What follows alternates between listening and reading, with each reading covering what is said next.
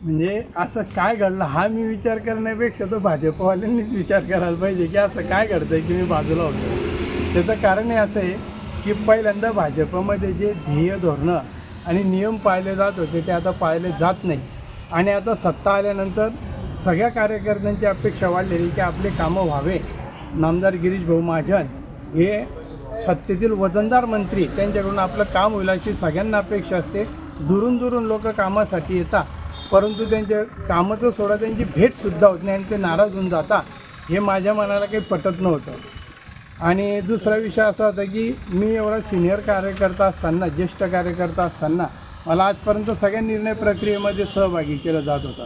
परंतु मी मागच्या पंचवार्षिकला विधानसभेचा आमदारकीचा फॉर्म घेतल्यापासून मला त्याच्यामध्ये काही सहभागी केलं जात नाही आणि हे मला खटकायला लागलं आणि म्हणून आम्ही निर्णय घेतला. सर, या संदर्भात काही भारतीय जनता पार्टीच्या वरिष्ठ पदाधिकाऱ्यांनी आपल्याशी चर्चा केली का? कारण गेल्या 35 वर्षापासून तुम्ही काम करतायत भाजपचं. हो, पण आम्ही जामनेरच्या जिल्ह्याच्या बाहेर गेलोच नाही ना. आम्हाला वरिष्ठ फक्त आमचे नामदार गिरीश भाऊ महाजनच होते, दुसऱ्यांशी आमचा काही संपर्क आलाच नाही. सर, यामध्ये काही तुम्ही राष्ट्रवादीत जाता आहेत, नेमकं काही चर्चा झालीत का कोणाशी? आमच्या तालुका आणि जिल्ह्याच्या राष्ट्रवादीच्या नेत्यांनी त्यांच्याशी संपर्क केलेला आहे, चर्चा केलेली आहे.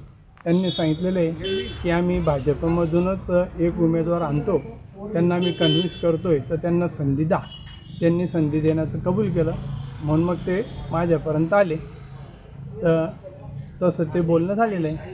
अच्छा, तुम्ही उमेदवारी करणार? हो, करणार.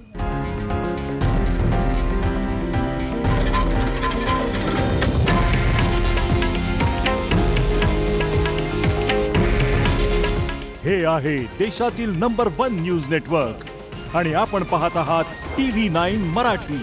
काळजी तुमची, हित महाराष्ट्राचं.